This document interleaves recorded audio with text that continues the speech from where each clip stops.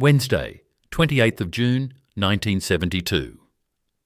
Broadmeadows factory floor, northwest Melbourne. 4 cars sit in the Ford Australia Special Vehicles Assembly Bay. 3 race prototypes, 1 road-going prototype, all 4 wear the shaker scoop. All 4 carry the 351 cubic inch Cleveland V8 cast at Ford Geelong engine plant. All 4 are Ford Falcon GTHO Phase 4s. Approximately 10 a.m, Ford Australia Managing Director Brian Inglis walks into a boardroom. By noon, the Phase 4 program is shelved. The homologation run of 200 units required for Group C racing eligibility for Bathurst 1972 will not proceed. The 4 cars in the assembly bay will remain the only Phase 4s ever built. Not because a law was passed, not because a regulation was imposed, not because a crash killed a driver. Because 3 days earlier, on Sunday the 25th of June 1972, a Sun-Herald motoring editor named Evan Green picked up a telephone in Sydney and asked NSW Minister for Transport Milton for a quote. 3 days, 4 cars, 1 man. If you ever stood at Mount Panorama, owned a genuine Phase 3, or wondered what happened to the car Allan Moffat would have driven at Bathurst, 72. Hit subscribe. This channel keeps these stories alive. Chapter 1. The 4. The workers on the Broadmeadows factory floor know what today is. They have known for 3 days since the Sunday newspapers hit the Melbourne newsagents on the 25th of June that something was coming. They have watched Special Vehicles head Howard Marsden take phone calls all day Monday. They have watched Ford Australia's Sydney PR office field press inquiries all day Tuesday. At approximately 10 a.m. on Wednesday the 28th of June 1972, they see Managing Director Brian Inglis walk into the boardroom above the assembly bay. By noon, the Phase 4 program is finished. The 4 cars sit where they were built. 3 race prototypes, engineering spec chassis, roll cages fitted, race-prepared 351 Cleveland Phi-8s, wider track, uprated suspension, extended range fuel tanks, and 1 road-going prototype, showroom spec cabin, road-registered chassis number, factory paint. All 4 wear the shaker scoop that had defined the Phase 3 GTHO since May 1971. All 4 run. The homologation production run of 200 units, the minimum required by the Confederation of Australian Motorsport for Group C eligibility at Bathurst 1972, has not begun. Tooling is in place. Parts are on order. Body panels have been pressed. The line is ready. It will not start. Ford Australia employed approximately 6,000 workers at Broadmeadows in June 1972. Roughly 40 on the Special Vehicles Racing program. All watched the Phase 4 die. The 4 prototypes will remain in Ford Australia's possession through the mid-1970s. 3 will eventually be sold to private collectors. 1, the road-going prototype, will be retained the longest.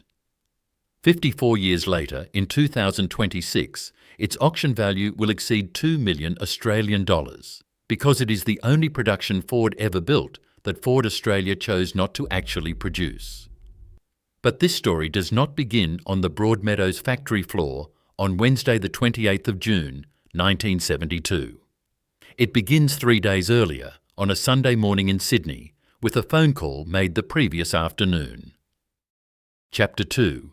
The Rise. September 1967. Broadmeadows. Ford Australia launches the XR Falcon GT, Australia's first purpose-built Falcon GT, 289 cubic inch Windsor V8, 4-speed manual, painted GT gold with black stripes, priced at $3,740. Homologated for the Gallagher 500 at Bathurst that October. Ford wins Bathurst 1967 with Harry Firth and Fred Gibson in an XR GT. The Australian muscle car begins. 1968. XT Falcon GT. 302 cubic inch Windsor V8. Ford wins Bathurst again, Bruce McPhee and Barry Mulholland in an XT. March 1969. GTHO Phase 1. Grand Touring Homologation Option. The name is not a marketing brand. It is a technical designation. A car built to homologate racing options for showroom-based production classes. 351 cubic inch Windsor V8, 4-speed top-loader manual, 9-inch differential. The Phase 1 is fast enough to worry Holden, fast enough that Chrysler starts developing a Hemi-6-powered response. 1970. XW GTHO Phase 2. 351 cubic inch Cleveland V8 introduced. The Cleveland is heavier, more powerful, better breathing than the Windsor, larger valves, higher lift camshaft, better port geometry. Ford Australia's Geelong engine plant will begin casting the Cleveland V8 locally from 1972. Bathurst, 1970. Allan Moffat leads the Phase 2 campaign. He finishes second, beaten by a Holden Torana LC XU1 running Colin Bond and Tony Roberts. The result stings. Ford Australia's Special Vehicles team is directed to build a car that cannot be beaten. May 1971. XY GTHO. Phase 3 enters production at Broadmeadows. 351 cubic inch Cleveland V8. 4-barrel Holly carburettor. Shaker scoop, the raised bonnet air intake that shakes with the engine, feeding cold air directly to the induction system. 4-speed top-loader manual. 9-inch differential with limited slip, 12-slot rims, extra heavy anti-roll bars. The Phase 3 is a road-registered production car, available at Ford dealers across Australia. Insured through standard motor policies, driven daily by owners across Sydney, Melbourne, Brisbane, Adelaide, Perth. Peak speed verified by Wheels magazine at May 1971 launch.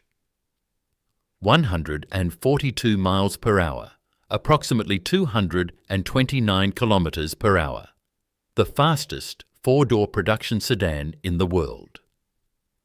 Not the fastest coupe, not the fastest sports car, the fastest sedan. A 4-door family car with genuine boot space, 4 seats, and the ability to outrun a Ferrari Daytona in a straight line. November 1971.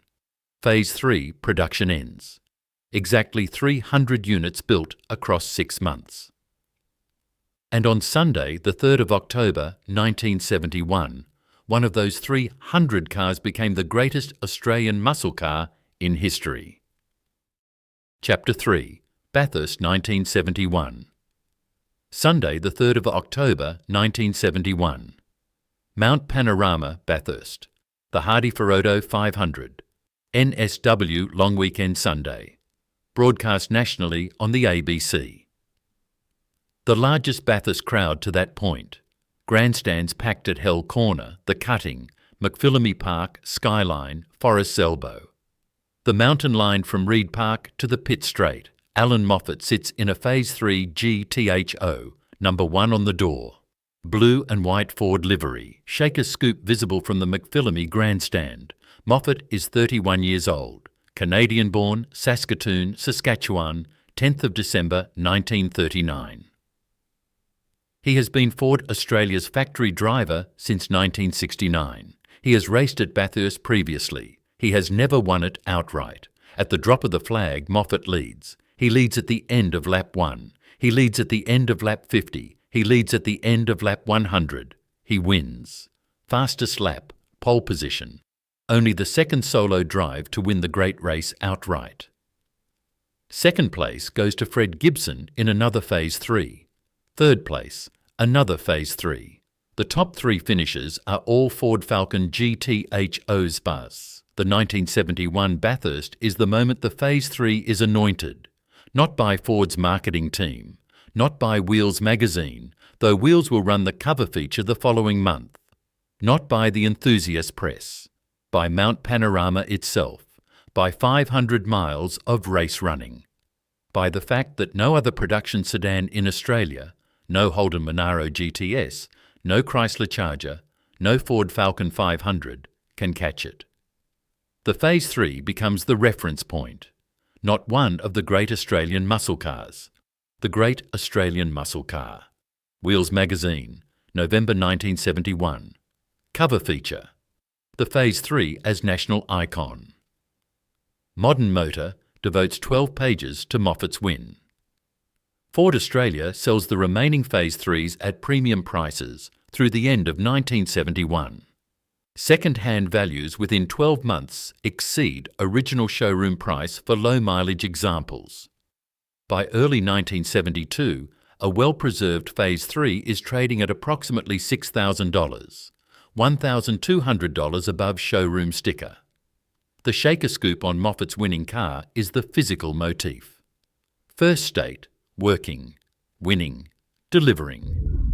The icon that has just outrun every other muscle car in Australia across 500 miles of mountain circuit. Ford Australia's Broadmeadows plant begins planning a follow-up. The 1972 Bathurst campaign will need something faster than the Phase 3, something that can hold conrod straight at higher speed. Something that can pull higher gearing through the cutting. And by the summer of 1972, as the Australian Grand Prix, the Sydney Motor Show and the countdown to Bathurst 1972 loomed, Ford Australia's Special Vehicles team began work on the machine that would ensure Moffat won Bathurst again. The Phase 4. Chapter 4, the Phase 4 program, early 1972.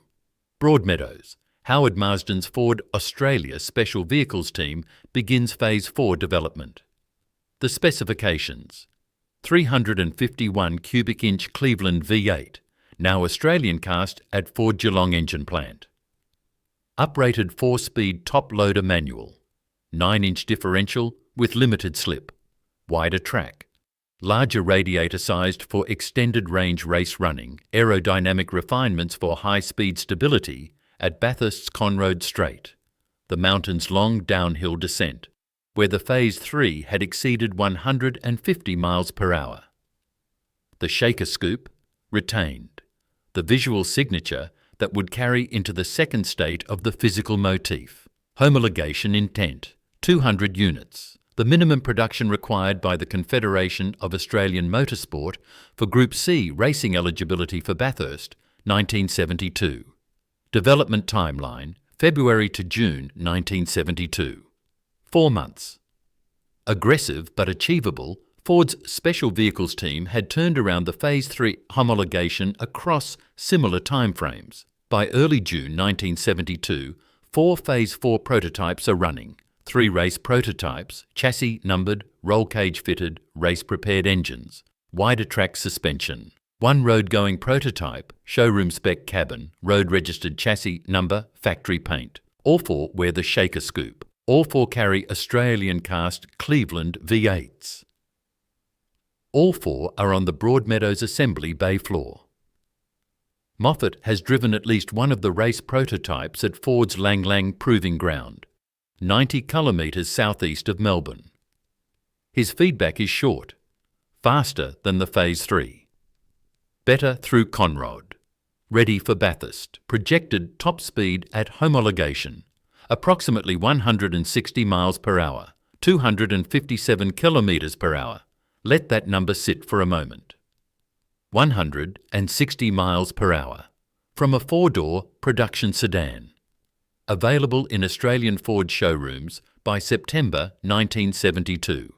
Priced at approximately $5,200, roughly 1.5 years' wages for the average Australian tradesman. A car a suburban Ford dealer in Ringwood or Parramatta could sell to a plumber, a carpenter, a mine worker on the Central Coast. Not a Ferrari-owning millionaire, a working Australian. The plan: complete the 200-unit homologation run by late August 1972. Race Bathurst on the October long weekend. Extend the Ford Falcon GT lineage. Moffat back on the top step at Mount Panorama. 3 weeks before the Phase 4 would have entered its homologation production run, on a Saturday afternoon in June, in a Sun-Herald newsroom in Sydney, a motoring editor picked up a telephone. Chapter 5. The Muscle War. The 1972 Australian Muscle War has 3 combatants at full arms race intensity.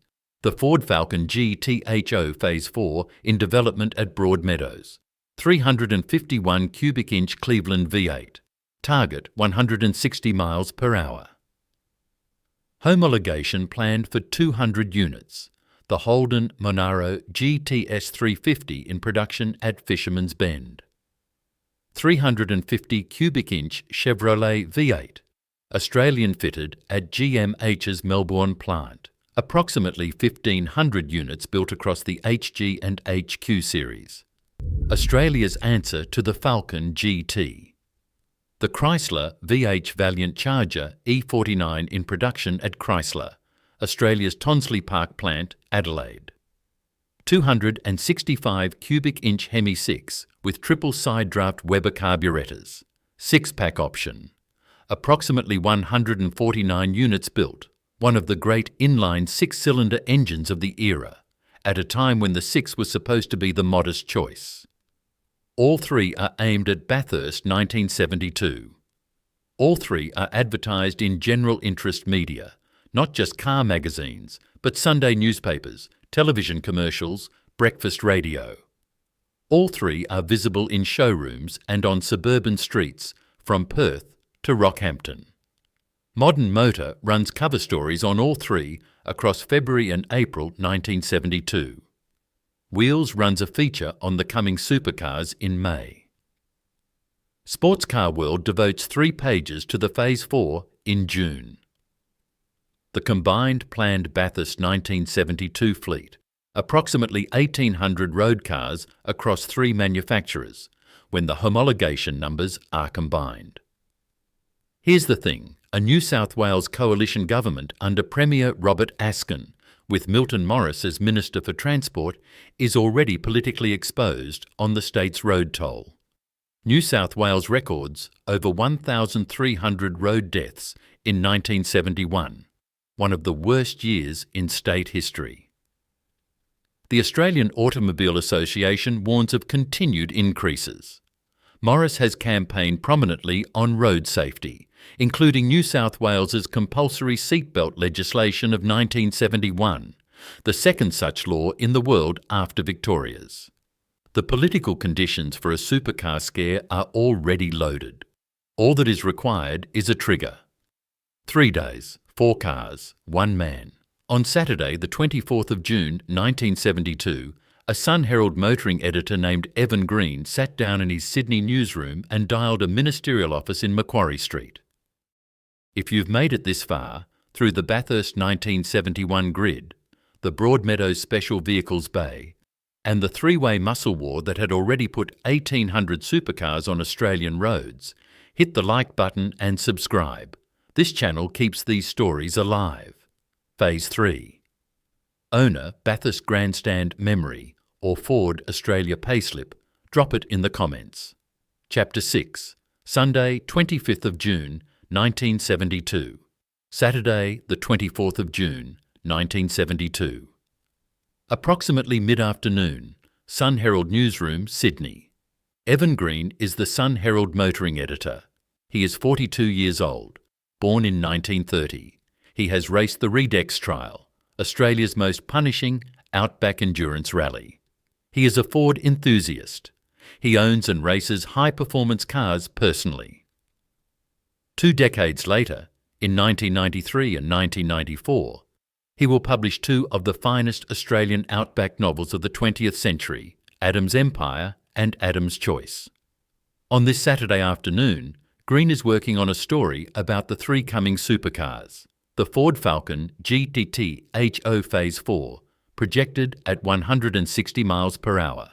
The Holden Monaro GTS 350. The Chrysler Charger E49, capable of 135 miles per hour from 6 cylinders and 3 Weber carburettors. The advertising rate for these cars in Green's own Sun-Herald motoring pages is climbing. Ford, Holden and Chrysler have all booked significant space for their 1972 Bathurst campaigns. Green picks up the telephone. He calls the ministerial office of Milton Morris, NSW Minister for Transport. Green, as any journalist would, asks Morris for a quote on the coming supercars. Morris gives him one. They will be bullets on wheels.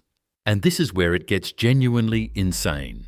Evan Green, a Radex trial competitor, a motoring journalist, a Ford enthusiast, a man who owns and races high-performance cars, a man who by 1996 will be remembered as one of the great Australian motoring writers of the 20th century, has by phoning Milton Morris and asking a routine question, delivered to the front page of Sunday's Sun-Herald the sentence that will kill the Ford Falcon GTHO Phase 4.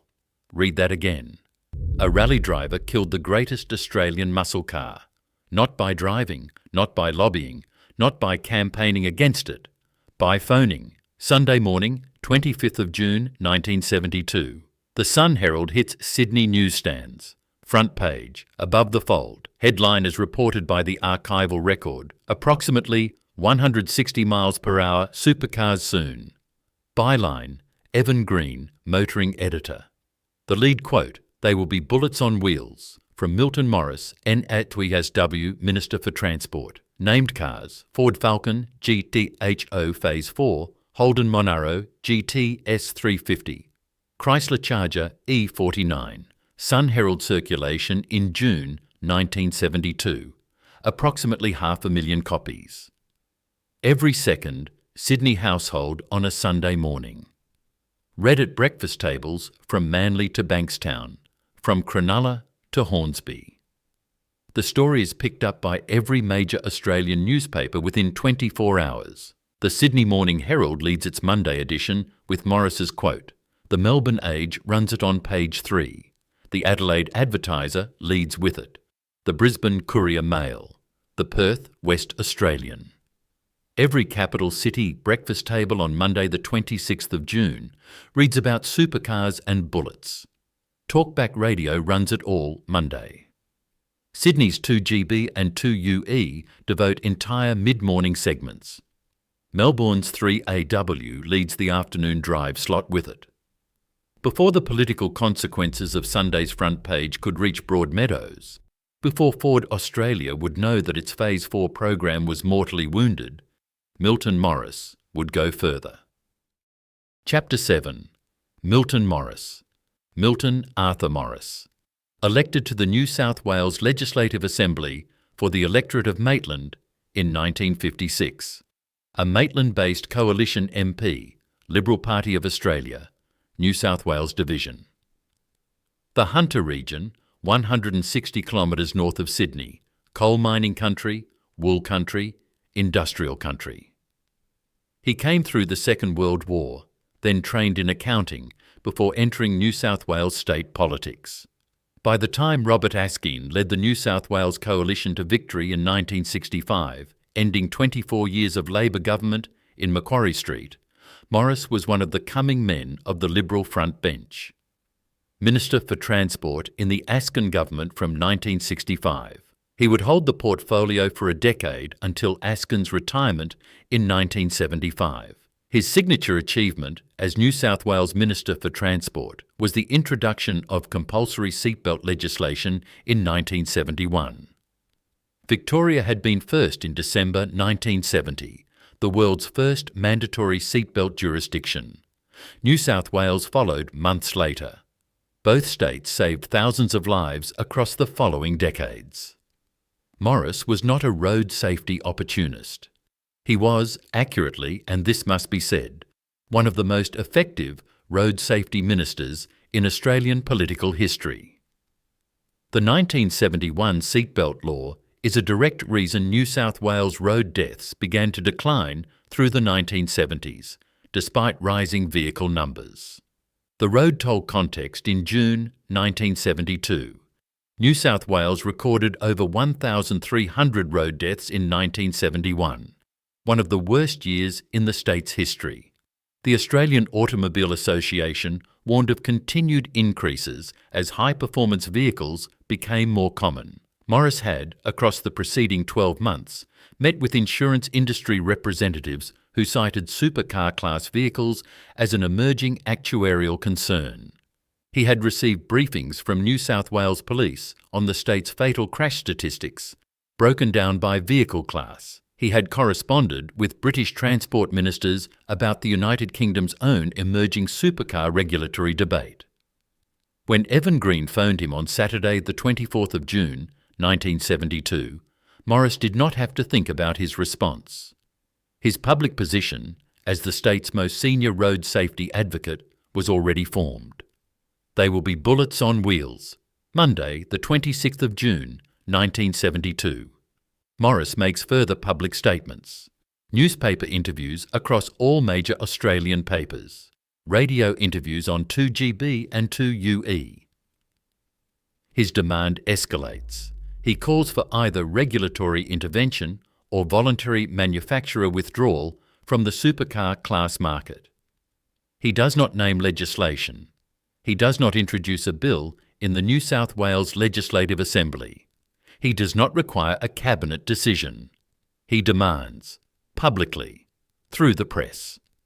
For 3 days, from Sunday morning to Wednesday morning, the political pressure on Ford Australia and on Holden and on Chrysler escalates.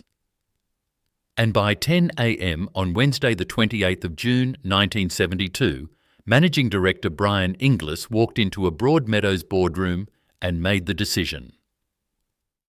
Chapter 8.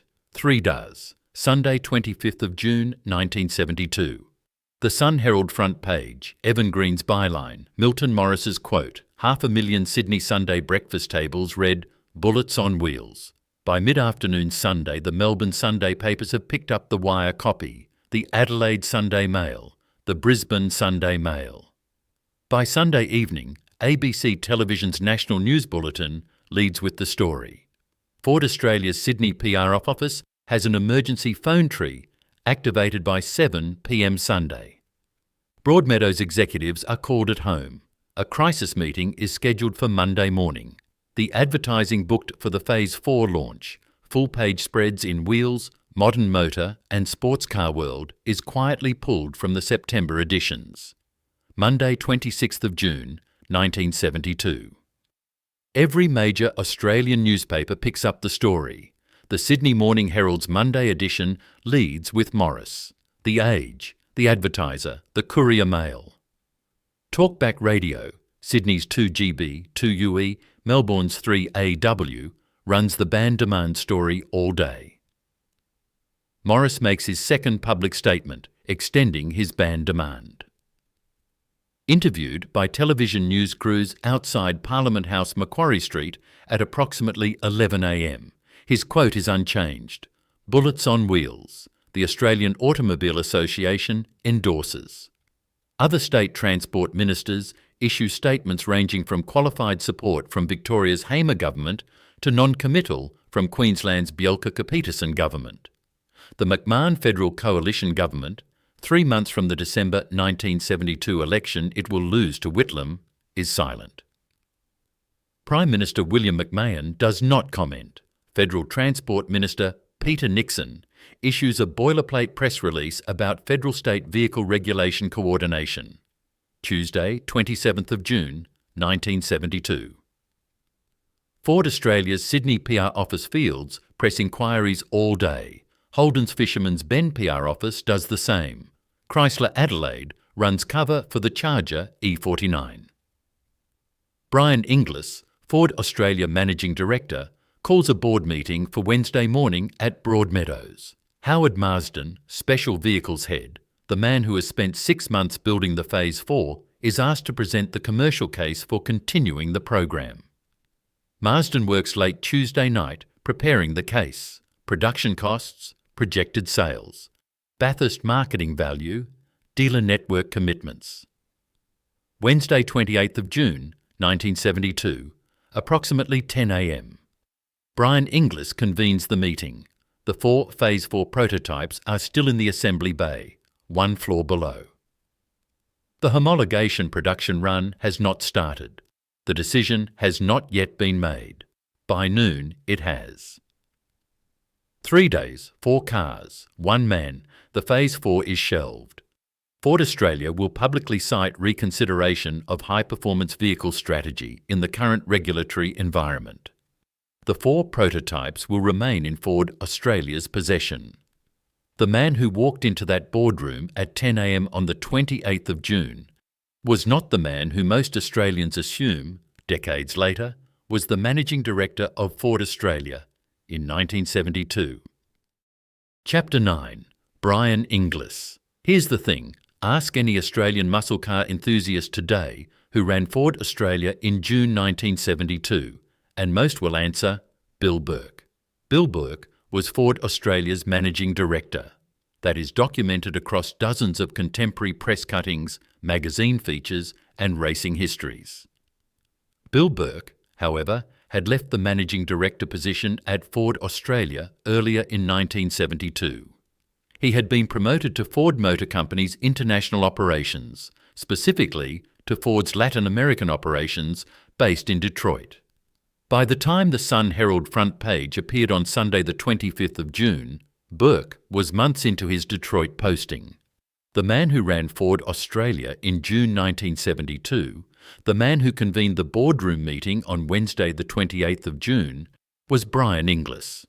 Inglis had joined Ford Australia earlier in his career. He had risen through the operational side of the business. When Burke transferred to Detroit, Inglis took the managing director chair at Broadmeadows. For 54 years, in Australian muscle car folklore, Bill Burke has been credited or blamed for the Phase 4 shelving. The decision was actually made by Brian Inglis. At 10 a.m. on Wednesday the 28th of June, Inglis heard Howard Marsden's commercial case for the Phase 4. Marsden's argument: the 200 homologation units would sell out within 6 weeks. The racing program would carry the Falcon brand through the mid-1970s. Moffat could win Bathurst again.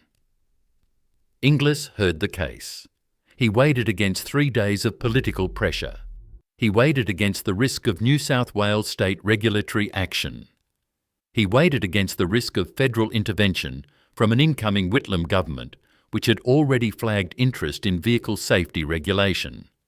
He weighed it against Ford Motor Company's global brand reputation.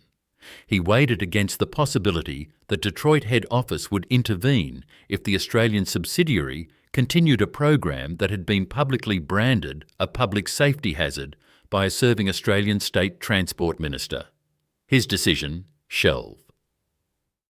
The 3 race prototypes were quietly returned to Ford Australia's Lang Lang Proving Ground. The 1 road-going prototype was retained by Ford in Melbourne. The homologation tooling for 200 cars that would never be built was mothballed, then eventually reassigned to other Ford production programs. Ford Australia's press statement, issued on Thursday the 29th of June, 1972, did not mention Milton Morris.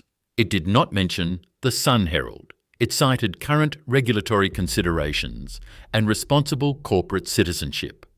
The 4 Phase 4s did not disappear. They survive, every one of them. 54 years later, in 2026, 3 of them are in known Australian collections, and 1 is the most valuable Australian car ever sold at auction. Chapter 10. The 4 that survived. The 4 Phase 4s, 3 race prototypes and 1 road-going prototype, have documented provenance in the Australian collector market. All 4 are known. All 4 are catalogued in the GTHO Phase 4 register maintained by the Ford Falcon GT Owners Club. The road-going prototype, the road-registered Phase 4 that Ford Australia retained through the mid-1970s, was eventually sold to a private collector. It passed through multiple ownership hands across the 1980s, 1990s and 2000s. It appeared at Shannons auctions in Melbourne in 2018. Sale price approximately 1.03 million Australian dollars, one of the highest prices ever paid for an Australian car at that time. Subsequent trade in the early 2020s reportedly exceeded $2 million. Its current owner remains in the Australian enthusiast community. The 3 race prototypes, the engineering spec race chassis with roll cages, race-prepared engines and homologation race suspension, followed similar paths. 2 are in private Australian collections, closely held. One has been publicly displayed at Australian motoring museums, including the National Motor Racing Museum at Mount Panorama, Bathurst, a few hundred metres from the finish line where Moffat won in 1971. Phase 3 context. Genuine Phase 3s, verified as one of the 300 original units built between May and November 1971. Trade in 2026 at approximately 500,000 to 1 million Australian dollars, depending on originality, provenance and mileage. Concours restored examples with documented racing history exceed 1 million. Fake Phase 3s, cars built up from lesser Falcon GTs to appear as Phase 3s, appear in the market regularly. Provenance and body number verification through the GT Owners Club is essential. The best examples of genuine Phase 3s command a premium of 30% above equivalent condition claims-only examples. The GTHO Phase 4 Auction Phenomenon. Australian muscle cars have been the fastest appreciating asset class in the Australian collector market from 2015 onwards. Phase 4 leads the category. Phase 3 is second. HSV limited editions and factory-built HDT Commodores follow. Here's the kicker. The Phase 4 road prototype is worth more than any production Ford Australia ever built. In 2026, it trades at values exceeding a factory-fresh Ferrari 812 Superfast, exceeding a Porsche 911 GT3, exceeding any Ford GT ever built, including the limited edition Ford GT of 2017. Read that again. A car Ford Australia built 4 of, then chose not to build the rest of, is worth more than any Ferrari currently in production.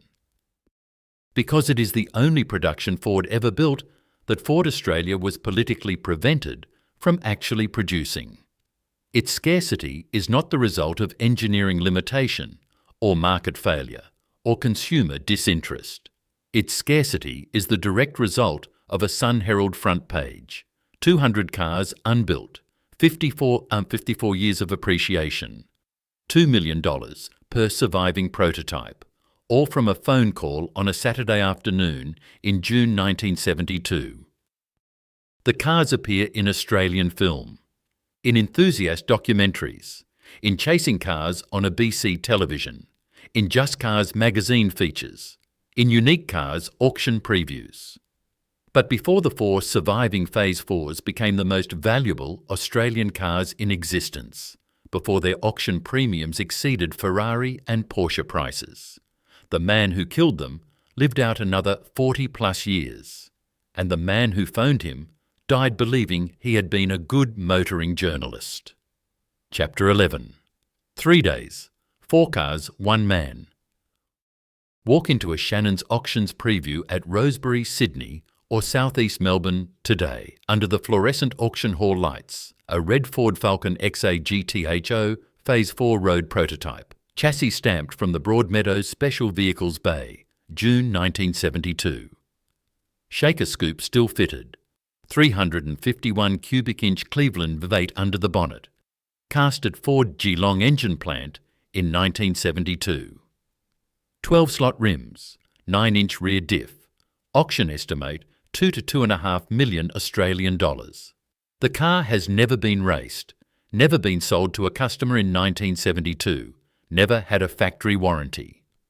Because Ford Australia's managing director, Brian Inglis, shelved the program at 10 a.m. on Wednesday the 28th of June, 1972, 3 days after a Sun-Herald motoring editor named Evan Green picked up a telephone on a Saturday afternoon in Sydney and asked NSW Minister for Transport, Milton Morris, for a quote. Milton Morris held the NSW transport portfolio until 1975 and the Maitland seat until 1980. He continued to advocate for road safety throughout his career. He is remembered, accurately and honourably, as the NSW Minister who made seatbelts compulsory in 1971. Thousands of Australians alive today owe their lives to Milton Morris's road safety work. Evan Green died in 1996 of cancer, aged 66. He is remembered accurately and honourably as one of the great Australian motoring journalists of the 20th century. His novels Adam's Empire and Adam's Choice remain in print. He was, by every professional measure, an excellent journalist. Brian Inglis continued his career at Ford Australia through the 1970s. He made hundreds of operational decisions across his tenure. Almost none of them are remembered. Neither Morris, nor Green, nor Inglis is remembered publicly for the Phase 4. Lesson 1. The weapon was a phone call. Evan Green picked up a telephone on a Saturday afternoon in June 1972. He dialed the ministerial office of Milton Morris. He asked for a quote on the coming supercars. Morris gave him, "They will be bullets on wheels." Green did not fabricate. Morris did not lie. Both men, by the professional standards of their roles, did what their roles required. And in the doing, they killed the greatest Australian muscle car ever built. No bullet was fired, no law was passed, no accident happened. A journalist made a phone call, a minister gave a quote. 3 days later, the car was gone. Lesson 2. A banned demand is not a ban, it is enough. No legislation was ever passed. No supercar was ever regulated off Australian roads by an Act of Parliament. The Phase 3 GTHO continued to be legally driven, insured and registered across all 6 Australian states from June 1972 onwards. Ford Australia was not compelled by any regulator to shelve the Phase 4 program.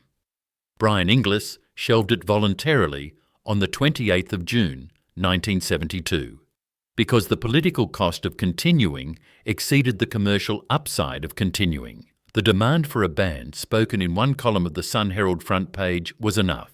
It always has been enough. Every industry killed by moral panic in Australian history has been killed by a demand, not by an act. Lesson 3.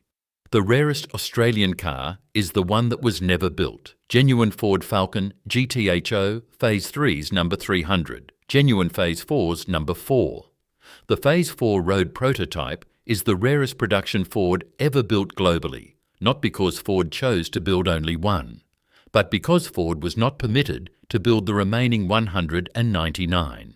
The auction premium in 2026 exceeds $2 million Australian dollars for a car that was never a production car.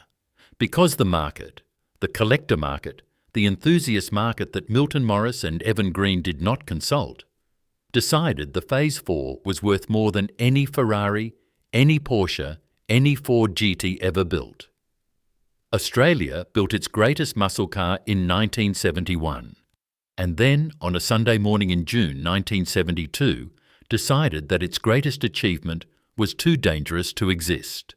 Sunday the 25th of June 1972.